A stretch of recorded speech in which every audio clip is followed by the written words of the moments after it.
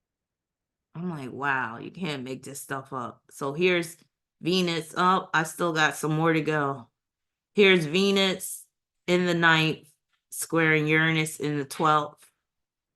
And that just shows that the whole bisexual part was a secret on their part. And I believe they were doing it for like ritual purposes, magic. Corey Feldman, he's another one with Venus square Uranus. So he's a Cancer with Venus in Cancer squaring Uranus in Libra. And this is representing his strained relationship with his friend Corey Haim, especially over Corey being strictly attracted to women.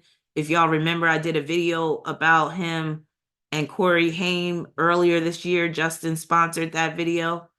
Also feeling that his wife slash family turned against him when he was on drugs. Objectification of women. So Corey Feldman, he does have this issue with objectifying women, especially he was doing it much later in his life. Like, I think he still does it now where he has like these women that just live at his house and they're at his beck and call and stuff like that.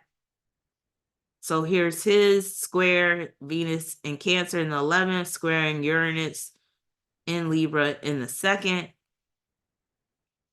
Deborah Winger. So Deborah Winger is an old school actress. She's in a couple of movies that I really love. Terms of Endearment with Shirley MacLaine. And then she was also in Urban Cowboy with John Travolta. I love both of those films. So she had Venus in Aries square Uranus in Cancer. And the reason why I included Deborah Winger is one of the main reasons is because it was said that she was difficult to work with. Shirley MacLaine actually said it herself that they did not get along on the set, and Deborah Winger was known to be difficult. Also, Deborah Winger hasn't been in a film in years. Correct me if I'm wrong, but they did come out with a film. It was a documentary called like Searching for Deborah Winger or something like that. Because Deborah Winger, she basically stopped acting in Hollywood years ago, and it could have been because of the mistreatment that women were receiving in Hollywood. With her Venus and Aries, it would make sense that she could be like that. And, you know, when, like I said before, when women age and you're in Hollywood, that's basically like kryptonite. Aging as a woman in Hollywood, you're not going to get many roles unless you're Diane Keaton.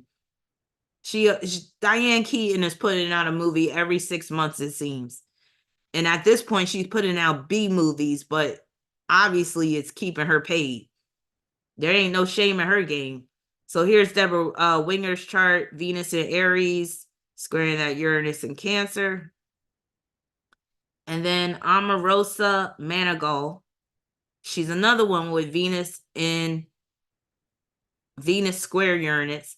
She's an Aquarius. Why it seems like there's quite a few Aquarians in this list, but it makes sense because the dark side of Aquarius is to be very much like Venus square Uranus. Now, Omarosa, you know, she got some questionable things with her, namely her marriage to Michael Clark Duncan. More on that in a minute. So she has Venus in Capricorn squaring Uranus and Libra. So she got fired from her position in Trump's administration. I forget exactly what she did, but she's been known to be a bully. And she was on The Apprentice, and I think she turned a lot of people against her. Being divisive or divisive, discord. I forgot to also mention that Venus square Uranus could also play out as alienation, ostracization again. But it's also about, you know, being divisive. A lot of times they do it to themselves. And this deals with her changing the will. So it was either a will or a life insurance policy that was on Michael Clark Duncan. And when he fell ill, the terms of the will changed. And that's dealing with Venus ruling her 8th house. So people have suspected her of doing some shady shit in order to get that money. And I wouldn't be surprised if that is what was going on since she has this square. So here's her chart right here.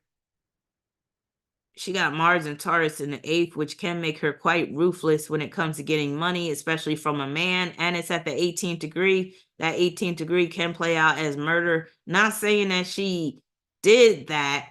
I'm just saying what the 18th degree can play out as.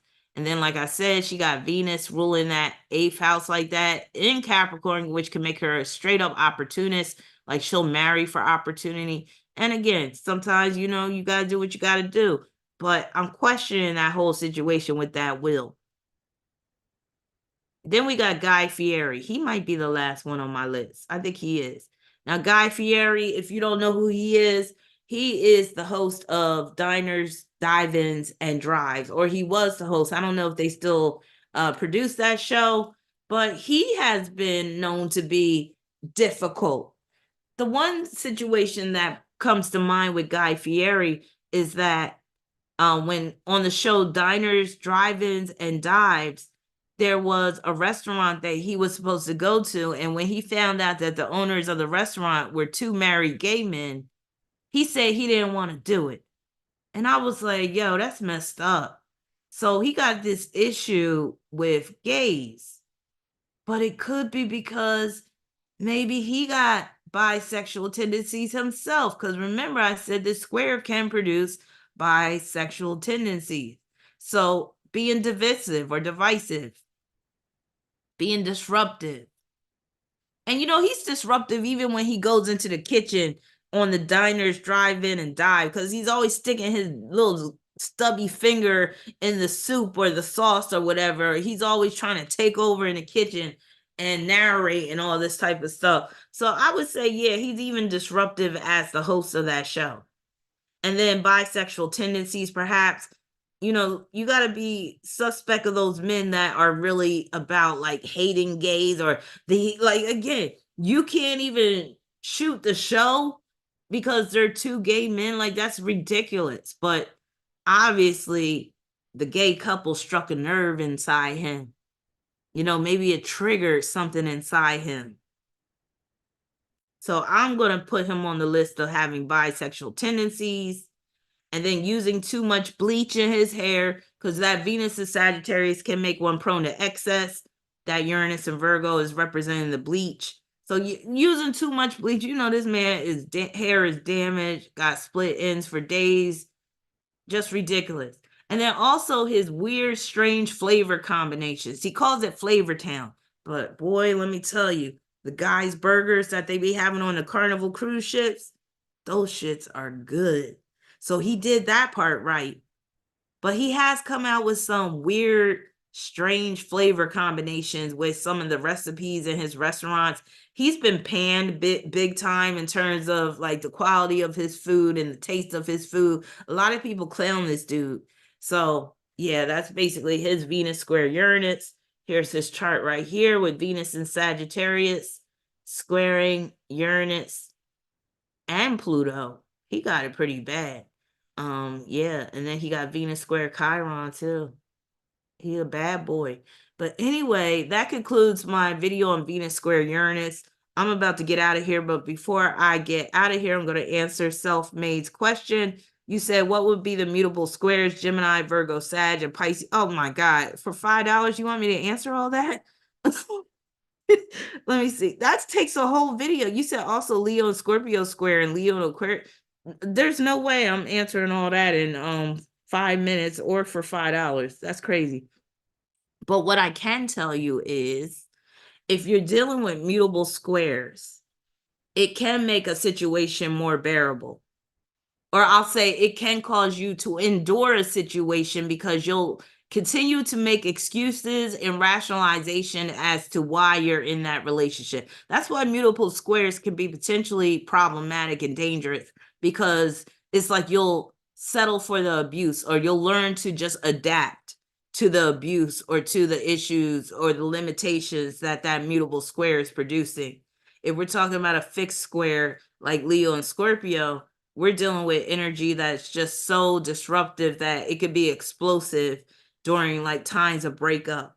It could be where the two people, they're really out for blood at this point, and it's almost like there's no coming back from whatever that is. Oh my God. Thank you, Tyrell. Thank you so much for your super chat. I'll get to your question in a minute. And please, no more super chats because I got to go after this. This has been a live stream that has been long in the making, like in terms of it's been a while since I've been live, and I'm already like getting burnt out. So hopefully I'll be able to go live very soon after this, and then I'll do a live stream where I'm answering y'all questions and stuff with the super chats. But tonight I'm kind of like burnt out. So again, that fixed square energy, like what you're saying with the Leo and Scorpio square, it can be particularly nasty. And I'm talking about where there's a bunch of mudslinging, the ego is getting out of control, there's threats, there's, revenge taking place and all that. The Leo Aquarius opposition, it typically is not as bad as a Leo Scorpio square, but you're still going to see some distinct differences. And there's just going to be some things where the two people can't see eye to eye because of the differences of those two signs. The person with the Leo, they may complain that they're not getting enough attention out of the relationship, or they're not getting enough love. And then whoever's embodying that Aquarius in of the opposition, they could think that the person with the Leo, their ego is a bit too big. And, they might be like, you know what, you just care about yourself and all this type of stuff. And Aquarius is looking to be more unified. Leo is looking to be more on the individual level. And then that Taurus and Leo square, oftentimes it's going to produce issues with money, issues with investments. Leo wants to take risks where Taurus wants to play it safe. Basically, Leo wants to express themselves freely, but Taurus will put restrictions on that self-expression because of the conformity that Taurus produces. So that's all I can say so far, because I got to get ready and go. Tyrell, thank you so much for your super chat. You said, love the channel, Rock. Could you tell me something about Mercury and Pisces 29 degrees, square Saturn and Gemini 22nd degree? Well, that can produce some serious challenges with the learning process, starting off in life. So when you were young, you could have struggled with pronunciation, enunciation, could have struggled with spelling, could have struggled with speech. Some people with Mercury square Saturn might have to take speech therapy. You might even had an issue like, that's a classic like dyslexia type of square. If we're talking about, education, it could have even been where you had a teacher that you didn't think liked you, or a teacher that was just really mean. When a person has Mercury square Saturn, there could be some painful experiences dealing with early education, early schooling, and things like that. You're welcome, self-made. And then, like I was saying earlier, self-made, if you want me to go in depth about a certain aspect, like I did tonight with Venus square Uranus for Kawaii Honey, you can always sponsor a video and I'll go deep into a certain aspect, just like how I did tonight. Also Mercury square Saturn, I've seen some people with that square that could be quite mean. Now, it doesn't mean that you're mean, but you could come across some people that are mean if you're not embodying that square fully for yourself. The meanness could have even started with your father or some type of father figure. So that Mercury square Saturn can mean that you're also prone to depression. You're also prone to take yourself too seriously at times, where, you may not be able to take a joke when it's on you. Also, you could end up with a chip on your shoulder when you got Mercury square Saturn. You might bemoan the fact that you might feel like, I never get the lucky breaks. Oh, thank you, Tyrell. You said, oh, yes, spot on. I'll be purchasing a reading soon. Well, I look forward to it. Yeah, I could go on and on about these aspects, but for lack of time, I gotta end this here. But I just want to thank everybody for tuning in. I want to thank everybody for their support. I can't thank you guys enough, because y'all really keep me going. And honestly, y'all be putting food on my table. And I love y'all. And I wish y'all well. I will be back before the year ends. And like I said, I will be hosting this might be the 5th annual New Year's Eve party via Zoom. Might be the 4th or the 5th. I got to double check. But stay tuned for that notification. I will be creating tickets via Eventbrite like I always do. So stay tuned for that. I hope a lot of people can attend. And yeah, I got some more sponsored videos. So stay tuned for that. And I'm basically out. Let me stop share and end this live stream.